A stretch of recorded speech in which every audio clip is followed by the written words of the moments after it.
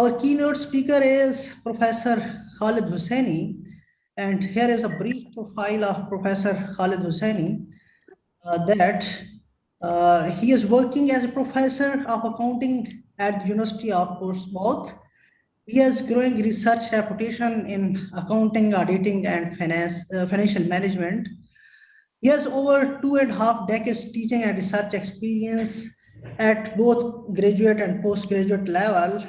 He is working in domain of corporate narrative reporting, corporate governance, earnings management, corporate finance, international financial reporting financial reporting standard, corporate investment, and accounting and Islamic accounting and finance. Professor Khalid has published over 140 research papers in refereed journal, and he has written several book chapters, as well as he has edited a textbook on corporate governance and emerging economies.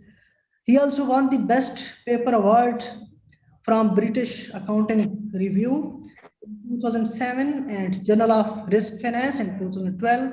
He has supervised 48 PhD scholars, and he has examined over 100 PhD theses from different countries. He has received research grant from different research funding agencies like Economic and Social Research Council, British Academy, Qatar National Research Foundation, Plymouth University, University of Portsmouth, and Abu Dhabi University. He is editor-in-chief or co-editor of the Journal of Financial Reporting and Accounting and Journal of Contemporary Issues in Accounting. He is also associate editor of International Journal of Emerging Markets, as well as Journal of Applied Accounting Research, International Journal of Accounting, Auditing, and Performance Evaluation. I am Dr. Ahmad Imran. I'm working as an assistant professor in Arid Agriculture University. I have over a decade teaching and research experience, and my colleague, Ms. Anam Shafiq, she is working as a lecturer, and I'm very thankful to her for her technical support. Now we formally start our session, and the session is over to you, Professor Khalid, and I'm very thankful for your time. Yes. Thank you very much for inviting me. It's my pleasure to share my knowledge and experience with all Pakistani and non-Pakistani researchers as well. Thank you. Thank you very much for inviting me. Today I'm sharing my experience about writing a research paper for international journal, and I will focus my talk on what are the main criteria for international publication, what are the main contents of a research paper, and also I will end by some tips for publication, just to have a chance to get your paper published in one of the top-ranked journals. First of all, if we are thinking about international publication, we should know what are the main criteria for publishing paper internationally. First of all, you need to start by thinking about your research idea. To what extent your research idea is interesting, and also it is relevant to the reader of the journal. So if you think about publication, and if you think about international publication, you need to think about the reader of your work. You need to look at the scope of the journal to see if the journal fit well with your topic or not. And to get this point, to have an interesting idea which is relevant to the academic journal, I expect that before writing a paper, you start reading papers from top-ranked journals. So reading first, then writing. So when you write an idea, you need to be sure that it is interesting to the reviewers, to the editor, as well as the reader of the journal, and the idea itself should be within the scope of the journal. Secondly, to get your paper published, you should have a clear aim and objectives, and your research should have an impact. So clearly state what your aim and objectives is one of the main points we look at when we have to evaluate a research paper submitted to a research journal. Also, you need to have a clear motivation. why you do this research, why you focus on a specific country, why you do a cross-country study. So all questions start by why. This give like a motivation of the research. So if you focus on a specific sample period, let's say 2008, 2010, you have to explain why you stopped at 2010. If you focus your research on Pakistani context, you should explain why. What's the motivation to look at the Pakistani context? So motivation here is very clear to get your paper at least reviewed in a top-ranked journal. Also, you need to highlight the incremental contribution of your work above what has been reported in the literature. So in this case, you should have a good awareness of the literature. You should be able to identify the research gaps in the literature, and then you can convince the reader that you have an incremental contribution to this literature. And the contribution could be contribution to knowledge, you add something we don't know before, or contribution to theory, you add a new theory, for example, or contribution to the methodology, you add a new methodology, or you introduce new variables in the current methodology, or you solve some problems in the current methodology, or it might be a contribution to practice, you provide a practical solution to a practical problem. Also, your research should have a clear research hypothesis.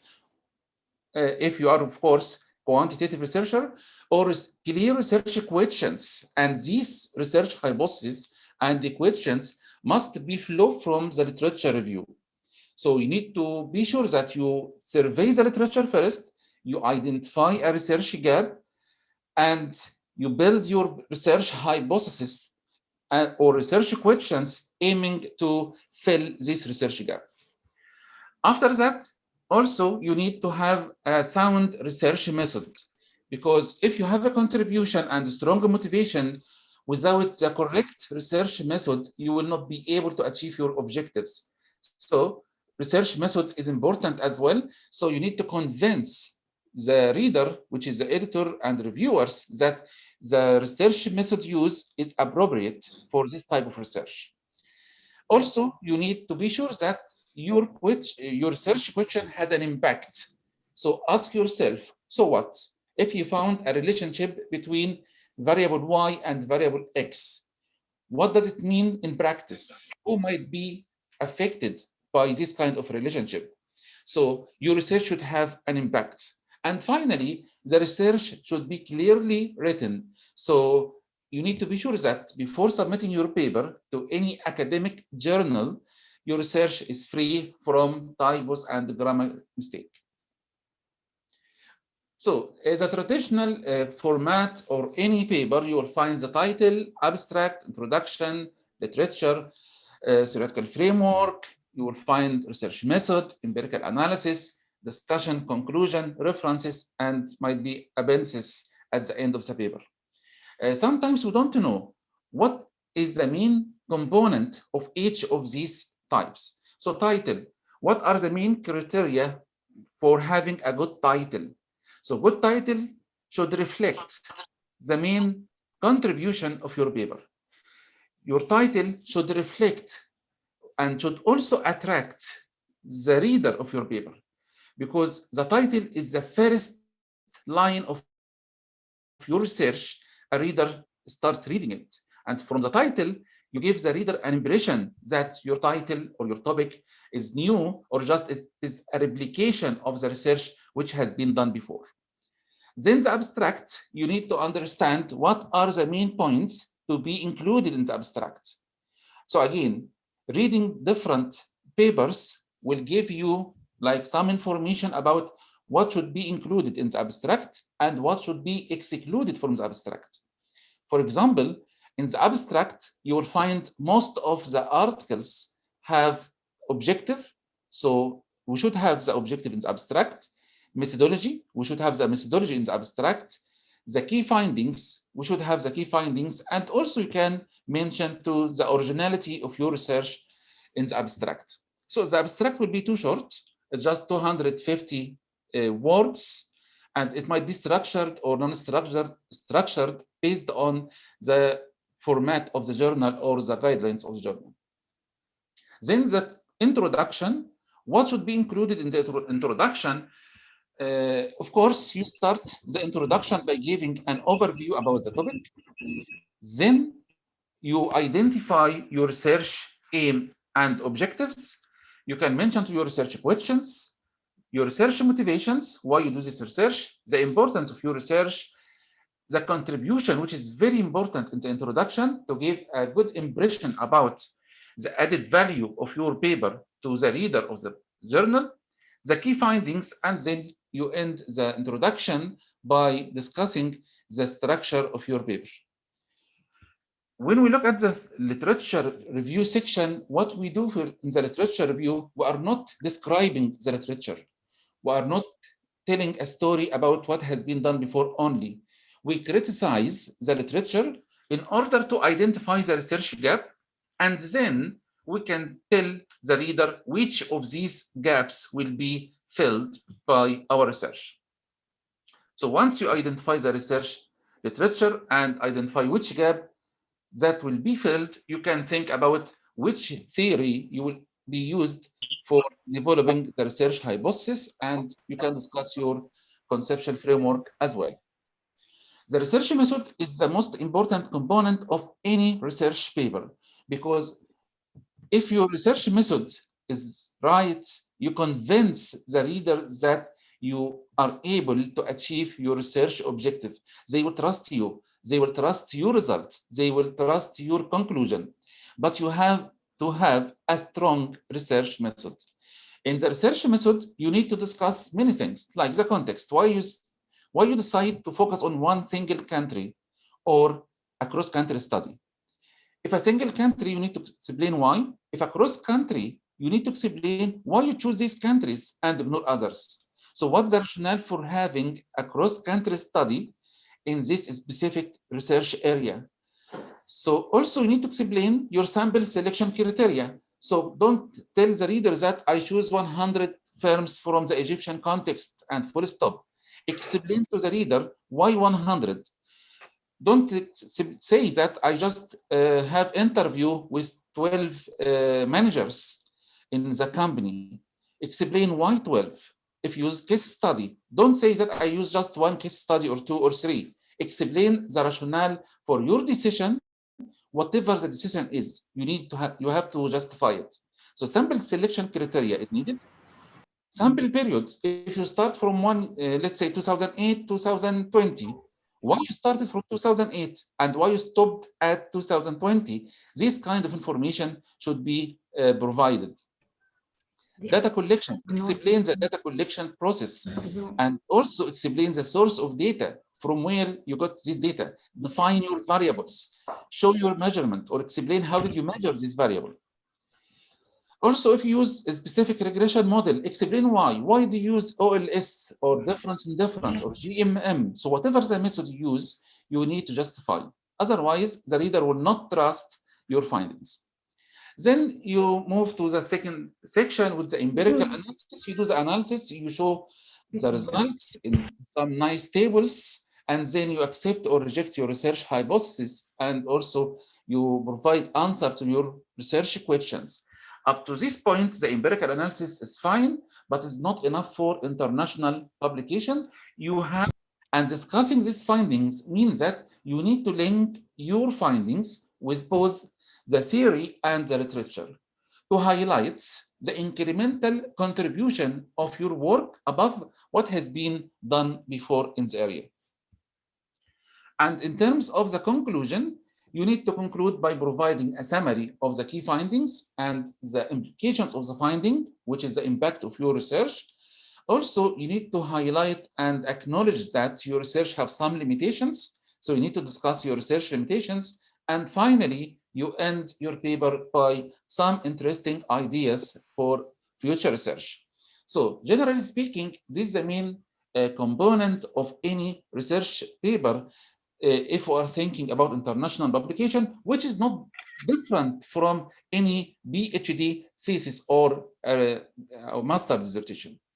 So research is research. So this is the main component we need to cover in our research, whatever you are thinking about master dissertation, PhD thesis, or a research paper. So if we go through these items quickly, as I mentioned, the title is read first, and the title should reflect the contribution of the paper. Some journals limit the number of words in title, like the maximum number of words 8. Some other journals mention between 8 and 15. So my personal opinion here, the title should not be too short or too long. So between 8 and 15 words, I think, is sufficient.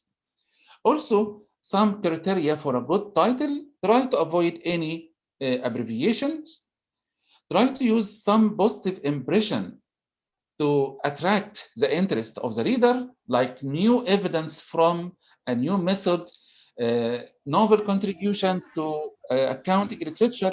Using some positive impression will attract the reader to get your message quickly. The title might suggest a relationship between two variables, like the impact of board characteristics on disclosure quality. It's better to avoid using some unnecessary words like a study of or an analysis of, because if we delete these words from the title, it will not affect that. The title could be a phrase or a question. So like, does corporate governance affect earnings management? And finally, try to avoid any mistakes in terms of grammar or capitalization in the title, because it provides a very bad impression about the quality of your work. So any reader, if they look at the title and find mistake, this gives an impression quality. So these are some examples for some titles I found in top-ranked journals, which I consider as not good title. For example, Tone Management in Accounting Review in 2014. The title here doesn't tell us the story of the paper. So I found, like, although it's attractive, but it doesn't tell the story. Another title which I don't like in Journal of Finance, Corporate Ownership Around the World. And the third title, Islamic Banking, Asian Pacific Economic Literature. So this title doesn't tell us what the story is.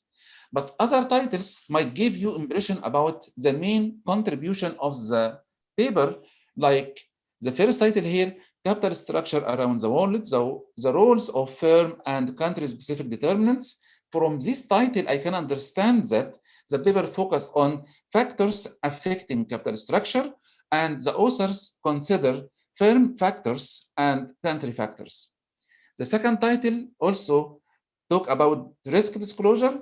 So from the title, I can understand the context of the study and the main objective of the title. And the third title is very attractive because it's in a form of a question: what drives mandatory and voluntary risk disclosure variation across German, UK, and USA?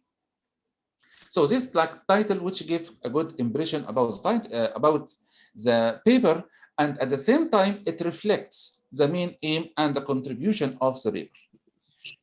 So after the title, we look at the abstract. As I mentioned, the abstract at least should cover 3 points. First of all, the main objective of the paper or the thesis. Secondly, the methodology used in the paper. Thirdly, the findings, the main findings of the paper. And finally, the author can mention to the main contribution of his work above what has been reported in the literature. Then if we move to the introduction, I think the introduction is the most important part in any research paper. So these are the main components I found in good papers, like introduction should start by a brief background about the topic, the research problem, the research aim and objectives, the research motivations, the research importance, contributions, key findings, and the structure of the paper. So I will go through these points quickly, and these points doesn't mean that the introduction should have 6 or 7 sections. I mean here that your introduction should include directly this kind of information. So in the introduction, we'll try to answer some questions like, what is the nature of the problem. So we need to give like a research background about the problem. What's the problem itself? So the research problem should be very clear to the reader to understand your rationale for looking at a specific research topic. After referring to the research problem, you need to discuss, okay, what's the research importance? Why this type of research is important?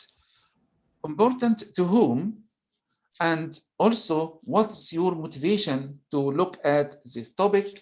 And finally, what is the contribution of your paper to the literature in this area? So these are the most important points you need to discuss in the introduction. So if we start by the first point, if we are talking about the background, what we do in the background, we try to identify and describe the main story of the paper and the main history of the paper. So it gives us and the reader the root of the problem studied. So this background help you after that to explain what the research problem is. So for example, we try to, when we write a paper long time ago, about 6 years ago, about risk disclosure in Italy, in the introduction, we try to mention to some background. So this will help the reader, especially the editor and the reviewers, to understand the basis upon which we start looking at our research idea. So we start like defining what we mean by risk disclosure. At that time, there is limited research in risk disclosure. So we prefer to start explaining what do we mean by risk disclosure, why should firm disclose information about risk. We mentioned also to some regulations related to risk disclosure. And because of our paper focus on state-owned companies, we give like a rule, information about the rule of state-owned company. And finally, because our topic is about the board role, we also give some information about the characteristics of state-owned enterprises corporate governance system. So in 1 or 2 paragraphs, we give like a background about our research idea. After that, we discuss our research objective. Here we differentiate between research aim and objectives. Research aim is the goal of the project, and the research objective is the practical steps to achieve this aim. So normally when we look at the introduction and the abstract, we should find clear statement about the research aim or objective or the goal. So this kind of statement helps the reader to understand from the start what you are aiming to do. So these some examples from some papers. So these like the words or the keywords used in the papers to mention to the objective of the research. So for example, the first paper said the purpose of this research is to review. So this the word purpose refers to the objective of the paper. The primary aim of the present study is, and also in this paper, we aim to answer the important questions. Here, this third paragraph, they link the objective with the research questions. So as you can see, you should clearly state the aim of your research. In terms of the research problem, also, you need to explain what the problem is. The problem might be the result in the literature is mixed. Some people find positive relationship between the variables, others find negative relationship between the variables. In this case, you can say there is no conclusion if these variables are correlated or not. So here you'll find, for example, the first sentence, despite an extensive literature, there is little research on disclosure. So the second paragraph mentioned there is mixed empirical evidence, and the third paragraph mentioned reported results are mixed. So sometimes mixed result means that there is no conclusion by the authors about the impact of variable X on variable Y. Also, there is another example.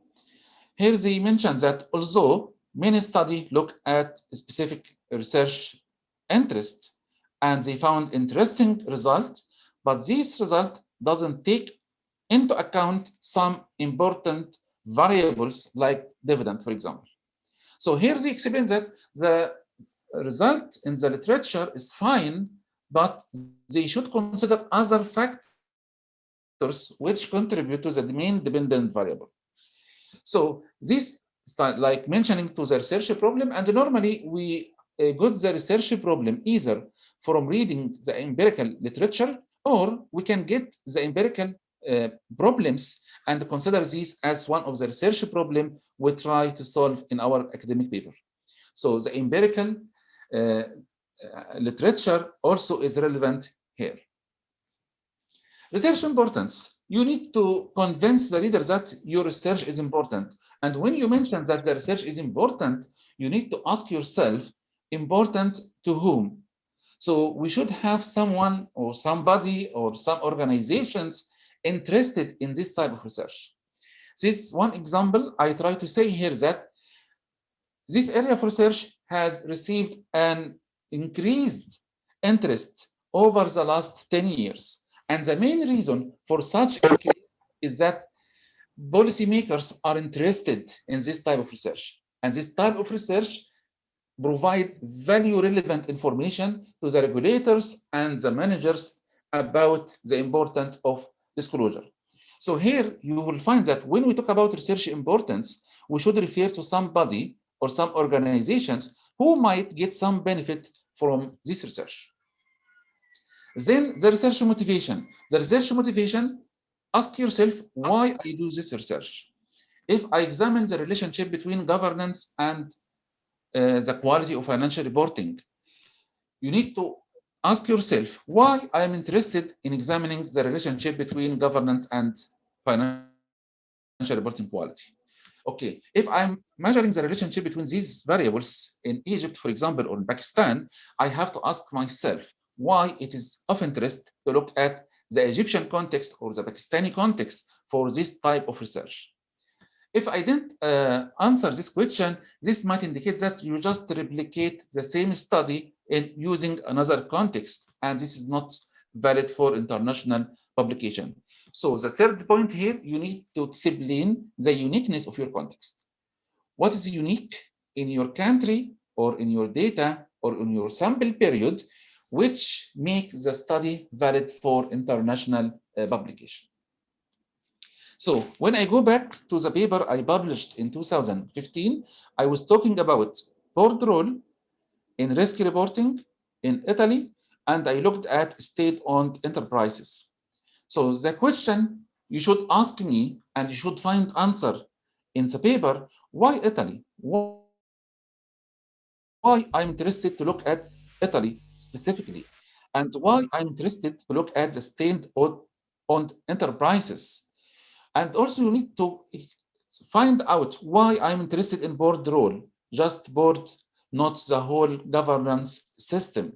So these three whys should be answered in any paper to highlight the research motivation of the paper.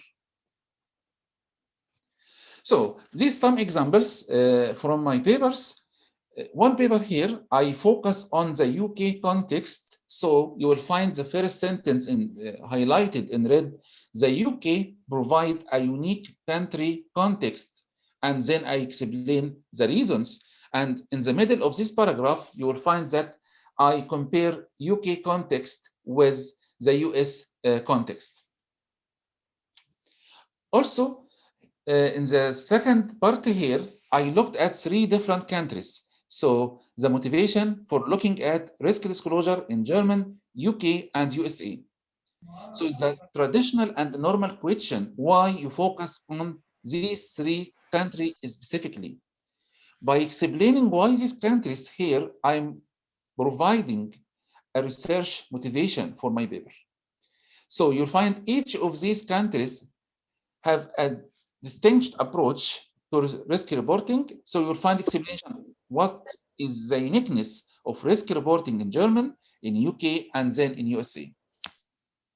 Also, if you focus on a single industry sector rather than the whole non-financial or the whole financial sector, again, you need to explain why single industry sector is important. What's the motivation to look at a single industry sector? So in this example, the paper considered factors affecting one type of disclosure practice, and the focus here was on oil and gas reserves. And you will find here the oil and gas sector is worthy of investigation, and explain why.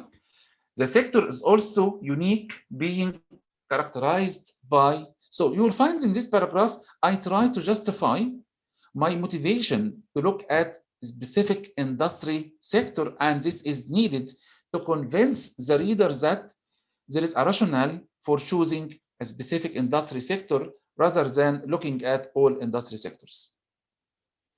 Also, in the introduction, you should provide at least one paragraph explaining your incremental contribution to the literature. And here, you need to mention clearly what the contribution is. If it is a contribution to knowledge, like you provide the first empirical evidence on the quality of corporate governance in Pakistan. So this will be considered as a contribution to knowledge. But of course, you need to explain in the motivation why Pakistani context matter.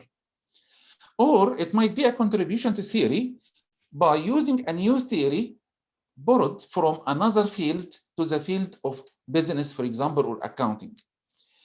Or it might be a new contribution to the methodology by providing a new measure for a specific variable, like a new measure for disclosure quality. And finally, it might be a contribution to practice by introducing a practical solution to a problem in practice. And here you will find examples of how people mention to the contribution in the paper. And also, if you search top-ranked journals, and if you search for the word contribution, you will find people always mention to the contribution of their paper. And I heard from one of the editors before, he mentioned that once he received a paper from any author, he searched for the word contribute, or contributes, or contribution, or contributions. If these keywords is not in the paper is just rejected. So my advice here, if you plan to publish internationally, be sure that you highlight the contribution to the literature. And this is the example. Our paper provides 3 contributions to the literature and so on. The paper makes a major contribution to the literature. Our paper makes several contributions. The paper makes several contributions. We contribute to the literature. Our paper is the first that provides some interesting results.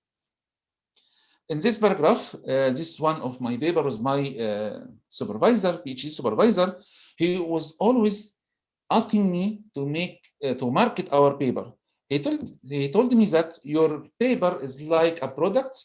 Try to market this product. So rather than saying that the paper found a relationship between Y and X, you can explain that the paper provides a major contribution to the academic literature by providing the first empirical evidence on the relationship between Y and X.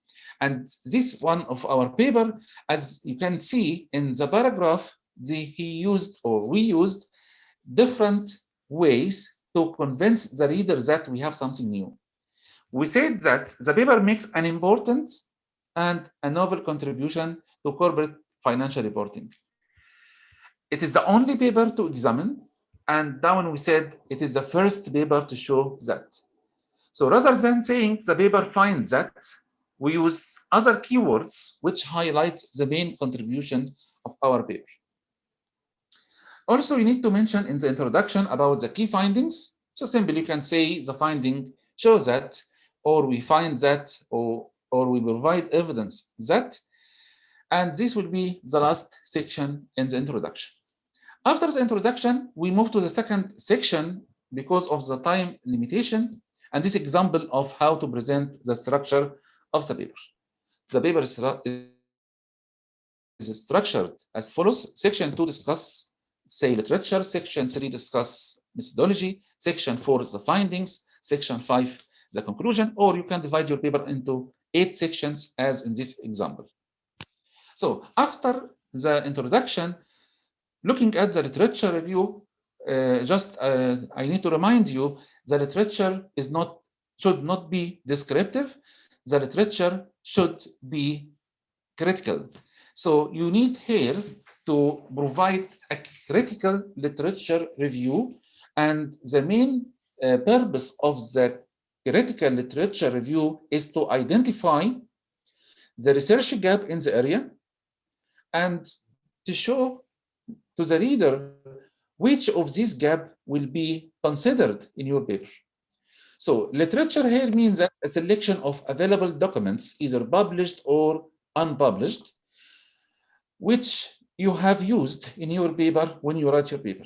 But if you are thinking about international publication, my advice to you is to focus more on top-ranked journals in the field to convince the reader that you are up to date for the area, for this literature at the international level, and you provide like incremental contribution above what has been done in the area at the international level as well.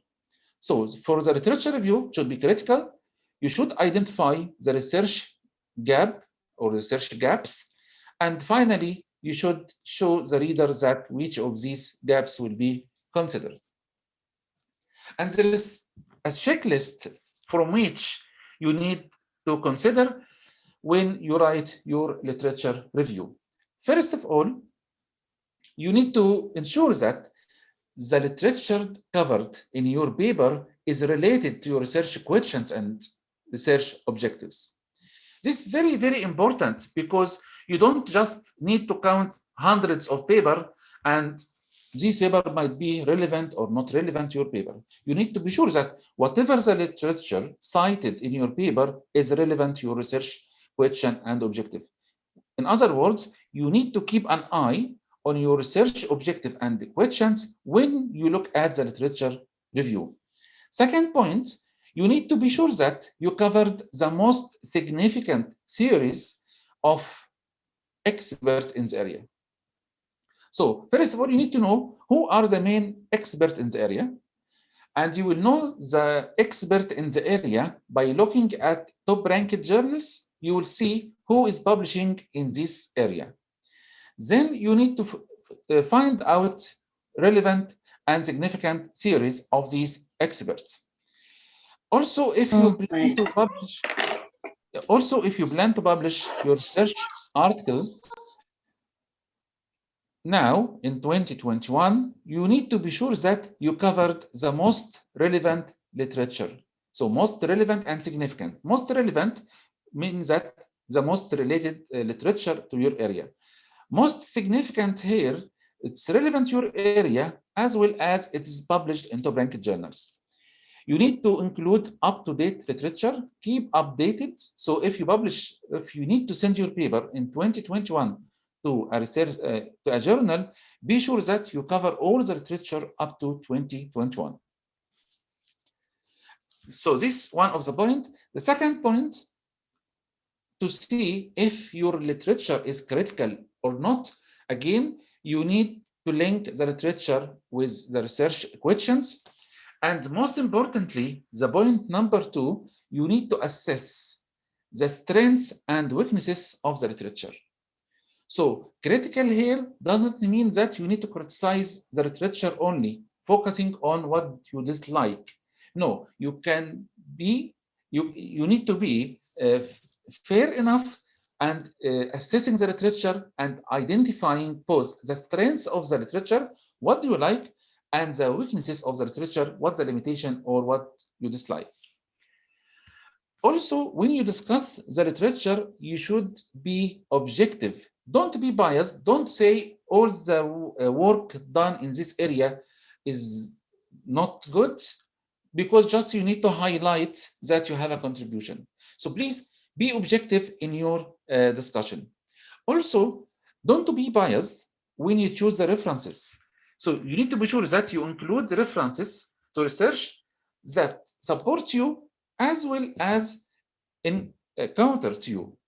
So if support, so choose any article, whatever this article supports your idea or against your idea. So don't be biased in choosing the articles only which support your idea.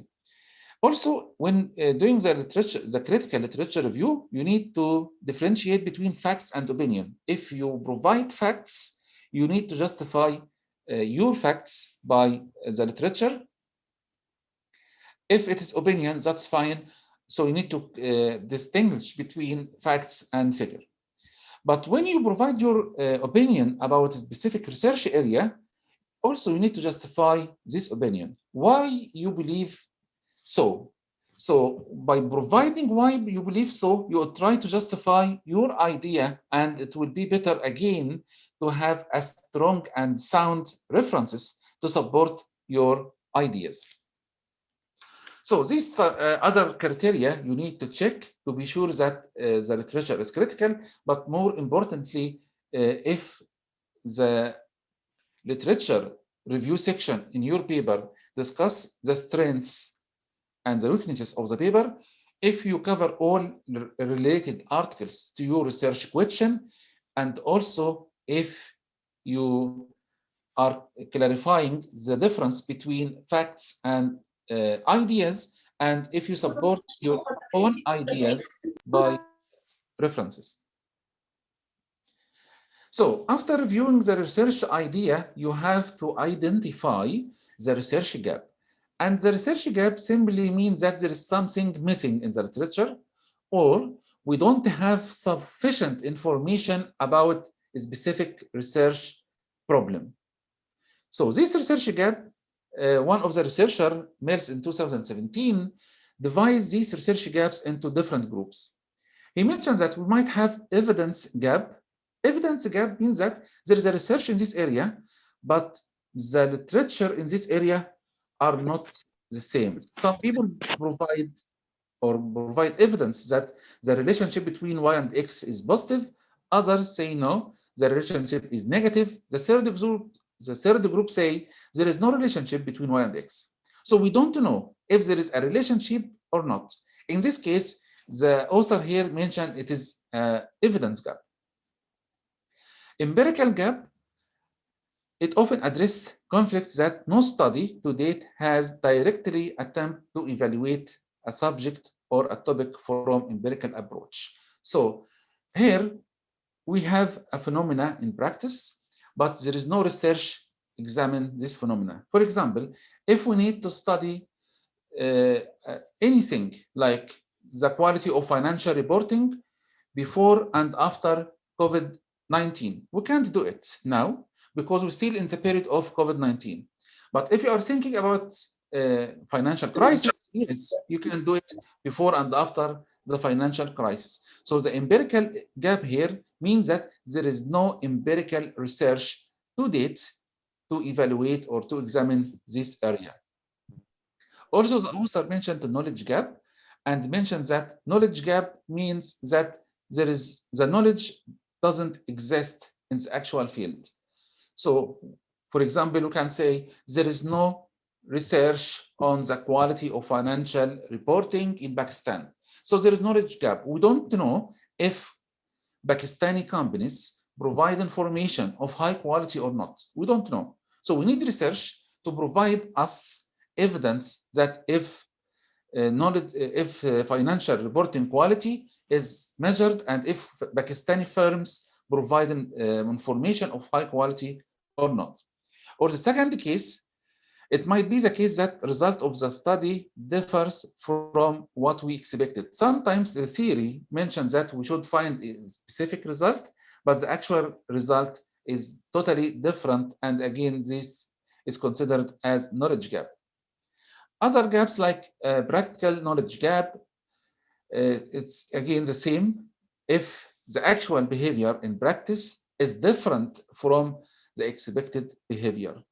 So, for example, during the COVID-19 period now, we expect that all companies will increase their social responsibility practice, but what we found actually, not all companies are keen to have a social responsible behavior nowadays.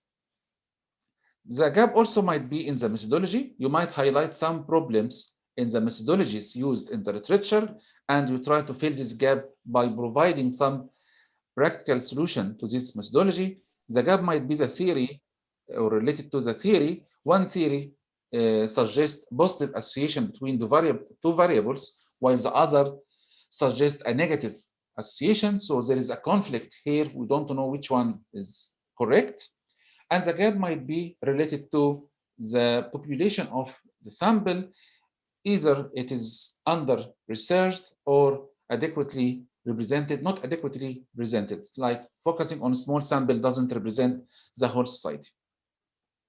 So once you identify the gap, you will then identify the research hypothesis or the research questions. And here, when you develop your research hypothesis and research questions, you need to keep an eye on the literature. And also, when specifically, when you develop your research hypothesis, don't rely only on the literature. It would be better to focus on theories, because the literature always give mixed results. Some say positive, some say negative. But if you look at the theory, this will be the best way to develop your research hypothesis. Then for the research methodology, in any research paper, you have to justify your research method. So you have to justify why you choose qualitative or quantitative. You have to justify your sample selection criteria. You have to justify the period of the analysis. You have to justify your model, the variables, the measurement, the data collection, and the source of data. So these should be clear in your paper to convince the reader that you have chosen the best and the appropriate research method. So for the quantitative research, again, sample selection criteria should be there, variable measurement and definition should be there, source of data.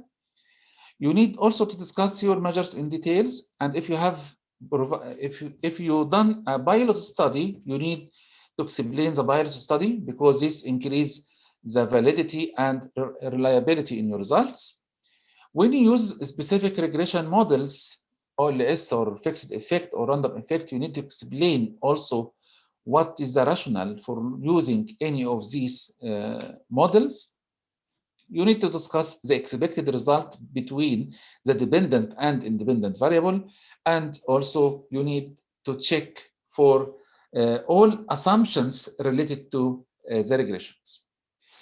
For the qualitative research, you need to rationalize the decision to focus on a single case study or a multiple case study.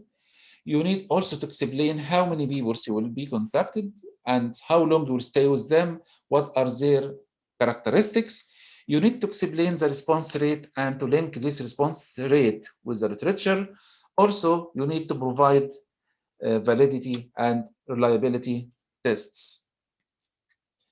Then the finding in the paper, the most important thing here, you need to link your findings with the research hypothesis. If you are a quantitative researcher, to clearly mention if you accept or reject your research hypothesis. Also, you need to provide evidence from the tables why you accept or reject this research hypothesis. If you are using qualitative research, you need to identify the research themes, and then you need to link.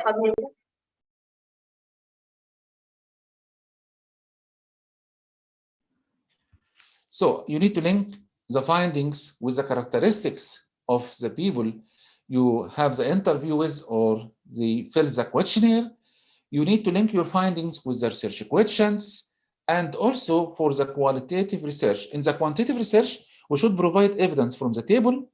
In the qualitative research, it will be better to provide quotation from the data collected from the interview or from the questionnaires.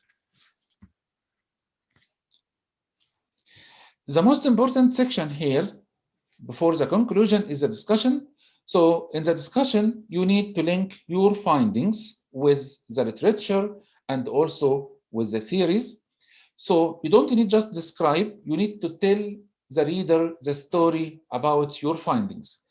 And also you need to discuss any significant or any insignificant results. You need to explain what does it mean? What is the impact of these findings on practice? And if you say that your findings are in line with the literature, so you provide the same result as the literature, in this case, you need to explain what's the incremental contribution.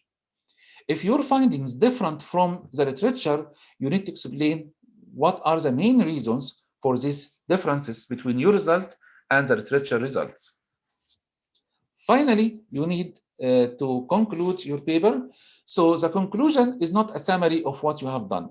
In the conclusion, you need to provide answers for your research questions, provide information about the impact of your research, the limitation of the research, what has not been done in the research, and then you can provide some interesting ideas for the future.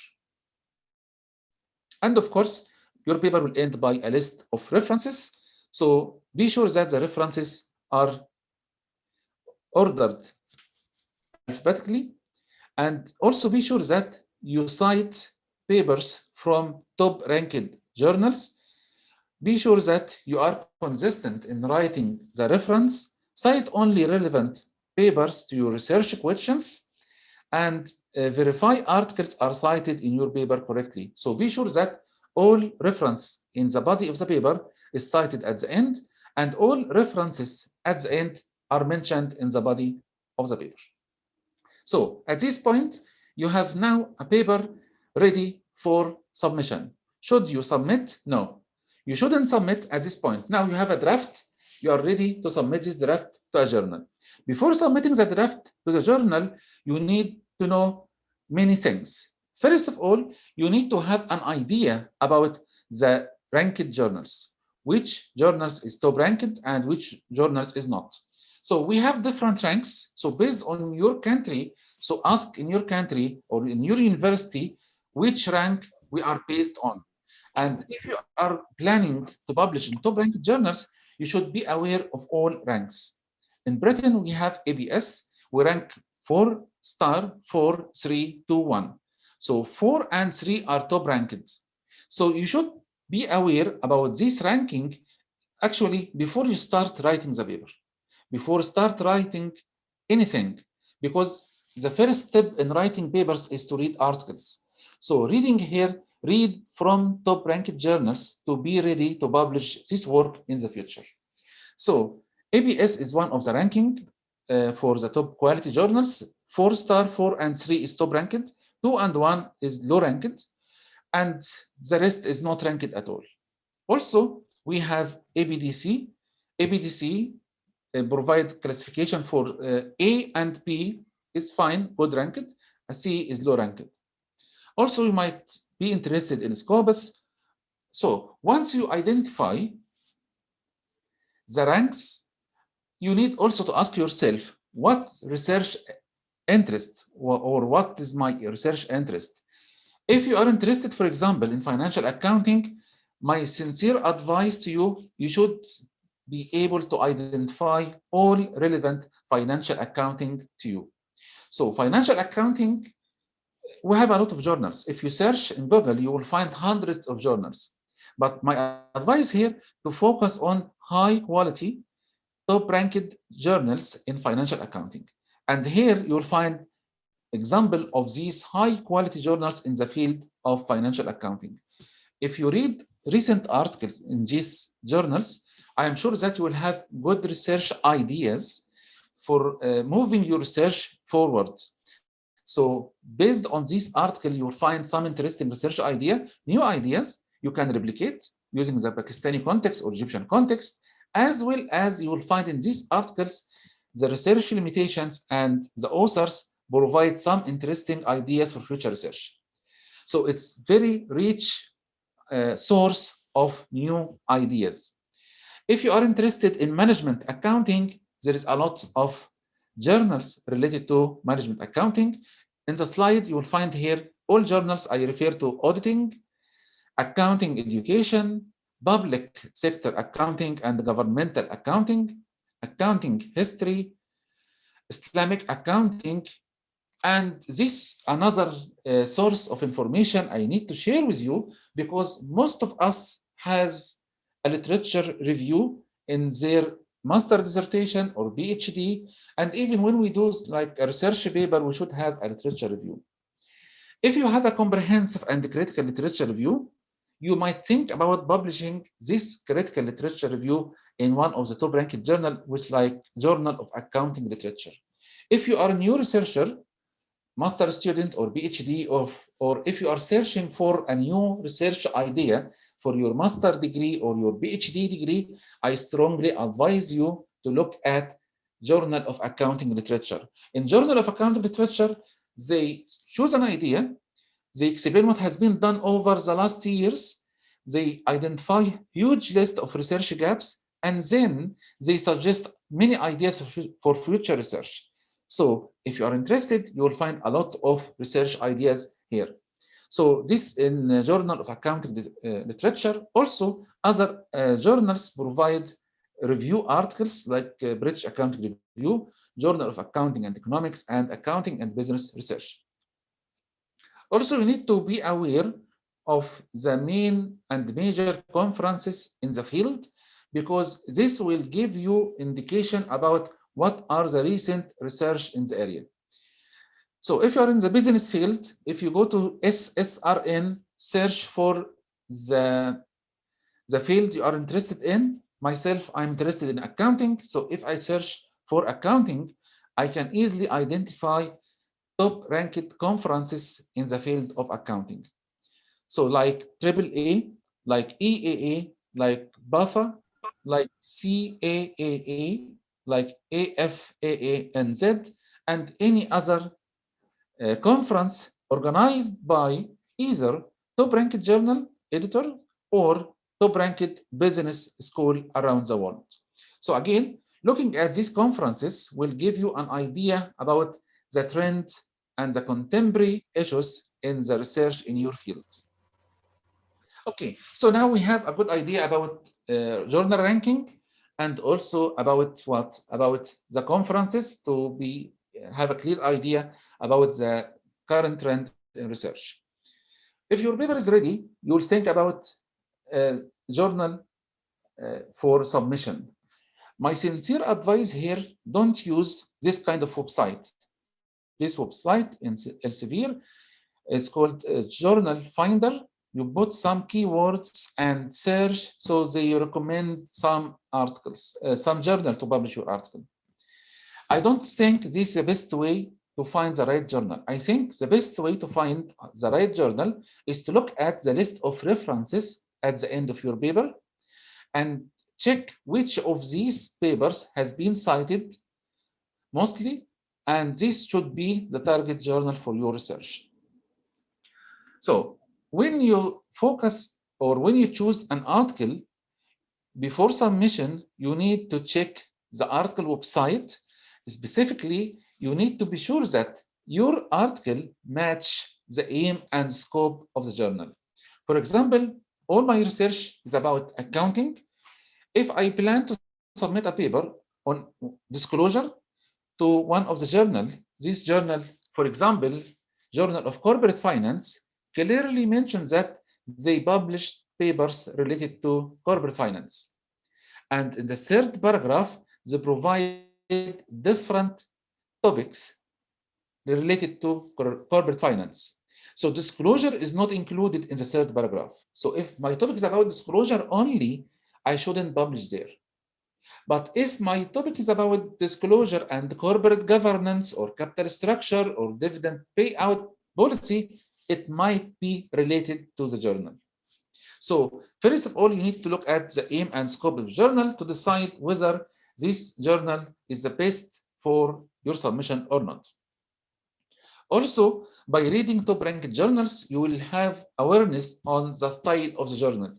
For example, Journal of Accounting and Economics is interested in market-based accounting research, linking accounting with the stock market.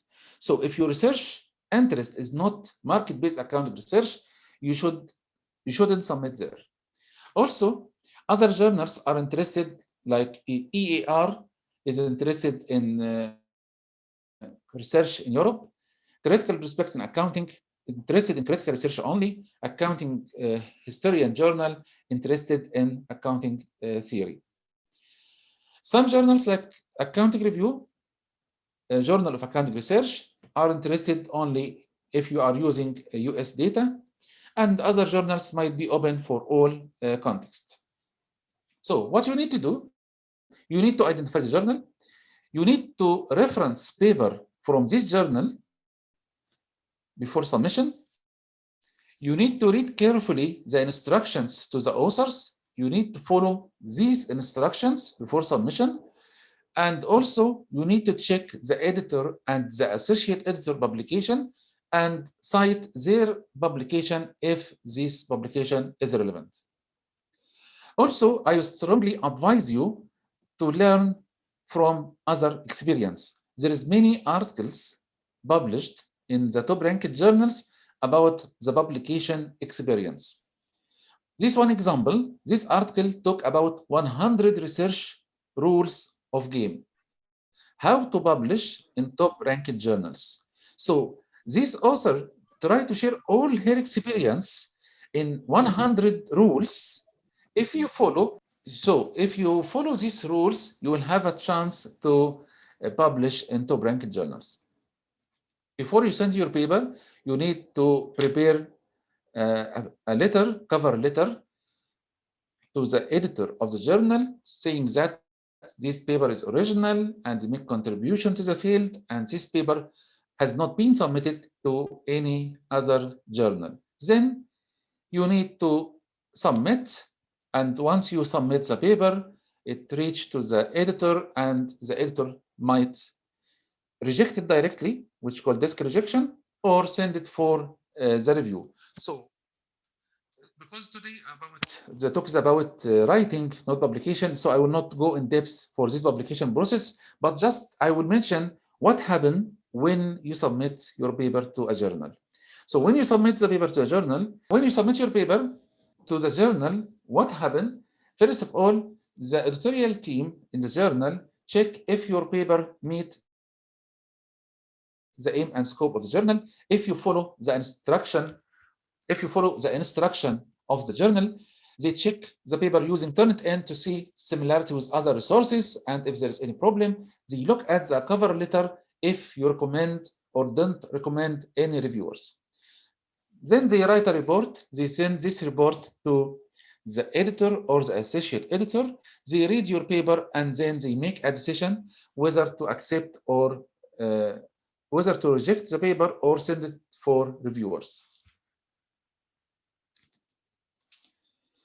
So normally the editors try to find out if your paper has a novel contribution, if the idea is new, do you have a new theory, if your literature is comprehensive and up to date, what about the method, is the method appropriate and help the author to achieve their objectives, what about the results, are the results interesting, new, have an impact on practice or not, and finally, what about the writing, whether the writing of the paper is clear or not. Then they make the decision, and these are the decisions taken by the editor. They might desk reject the paper without reviewing if the paper doesn't match the scope of the journal, or if they have a major concern about the contribution, or a major concern about the methodology, or a major concern about the motivation, or a major concern about writing itself. The paper could be accepted without any correction, and this, of course, should be after a long review process. If the idea is very interesting, the paper will be conditionally accepted, which means that it will be accepted subject to some minor correction. The paper could be invited for resubmission, this number 4, or based on the reviewer comments, the paper might be rejected. If the reviewers recommend a rejection and the editor believes that the paper is still interesting, they will go for the last decision, rejecting the paper and at the same time invite you to resubmit a new paper. So I think that's all about the topic today. I will stop at this point, and I welcome any questions or comments from you. Thank you very much.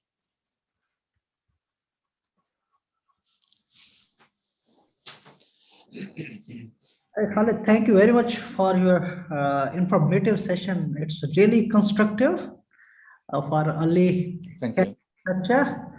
And now session is open for question answer. If any of the participant is having question, you may ask. They can raise your hand. So we have here, I think, Feroz. Uh, Feroz, uh, can you unmute your mic? Yes, hi, how are you? Thank you, doctors. Thank you, Dr. Khaled, for the informative session. As usual, you are in support of us. So, Dr. Khaled, I have a quick question as an early researcher regarding the rank of the journals. I'm trying to build a topic and to make it based on ABS 3 stars and above. However, there are limitations in publications, in number of publications, and the available information in comparison to other sources. So, what's your advice in terms of balancing the availability of information? For example, the idea that you can find one reference in comparison to 2 or 3 references, and the quality of the journal and article that we are reviewing. Okay, thank you, Fairoz, for the question. Very interesting one. Yes, we advise our researchers to focus on high quality journals, 3 and 4 star, but you might find that the high quality journals is very limited in related to your research. That's why we normally expect from any researcher to have like some key articles. So the key articles should be from top-ranked journals. So key articles means that your method. So you have used a specific research method, and this method is based on a research. So you need to be sure that the research methodology is mainly based on a valid article, a top-ranked article, because otherwise you might find some limitation in the research methodology. So use key articles to support the key elements in your research. So to support your methodology, to support your contribution, to support the interpretation of your results, to support the development of your research hypothesis or research questions, to support your research idea. So your research idea should come from a key article or key articles. And I don't expect many key articles. I would say 3 to 5 key articles will be fine as a key. And then if you don't have enough resources in the top-ranked journals, you can look at some low-ranked journals, because some topics, unfortunately, are in low-ranked journals. So if your topic is about accounting education, for example, all accounting education journals are ranked as 2. So it's low-ranked. But you don't have any other option. You might find 1 or 2 articles in top-ranked journals, but the rest will be in 2-star journal. Okay? So thank you very much. We have another participant, Amar Ali. Can you unmute your mic? Yes, thank you so much for time. Okay, and I would like to start by thanking Professor Khaled for sharing his years of experience of research publication with us. Thank you so much for your presence. And my question is a quite technical thing with regard to the research being conducted on emerging economies or developing countries like Pakistan, Egypt, or these countries, because most of the times if we try to work on something related to accounting or corporate governance, the data is not available, and we have to hand collect the data. And then once we have hand collected the data, and we have done all the hard work to produce a paper, then some journals don't accept or don't like papers written on data of these emerging or developing countries. Now here, uh, the important aspect, what I was thinking, whether we should go for replication studies, something being done in context of developed countries, and then try to replicate in developing country to make it digestible for the reviewers or editors, that we're not bringing something all together that is not existing on the table. Another aspect can be we try to choose a novel idea on which there is nothing available, because we have to do all the hard work. And why one should go for replication rather than not coming with something new. So this is kind of trade-off, and I would like you to comment what should be done, something new or a replication study. Okay, thank you, Dr. Ammar, for the question. I think something new is better, and working on emerging economies data like Pakistan or Egypt is not a major problem. And you might be unlucky, and also I might be unlucky to not be able to publish some papers in top quality journals because of the data and the sample size, and data is collected manually. But this, I don't think it's a problem. So what I will advise that we try to avoid any replication, because replication itself doesn't add value. But if we replicate different study and justify why we are replicating the study and what our motivation to look at this emerging economy, I think this will have a chance. But providing a new idea, I think this will be more attractive to all journal editors if we are able to provide something unique and new. For the data collection manually, I think it might be advantage for the researcher, and it might be a major contribution if the researcher highlighted in the introduction that one of their contribution is collect, let's say, large scale data for the Pakistani companies, because we don't have a database there. So in this case, this will be counted as one of the contribution of the paper. So we might be unlucky sometimes when you submit, we get rejection because of Pakistani data, but I think we need to keep trying until we get this published in top-ranked journals. I can see there is top-ranked journals accept papers from Egyptian context, 4-star and 3-star as well. So just I think keeping trying, this will be the key issue. Professor Khaled, thank you very much for your time. I think we participant to have a question, and this video will be available on my YouTube channel. I have also shared the link, and it's a very constructive and very informative session, and obviously it will help to early career researcher. And I'm glad for your time. Many thanks. Thank you very much. Thank you, Professor. Stay blessed. Okay, thank you. Thank you. Bye-bye.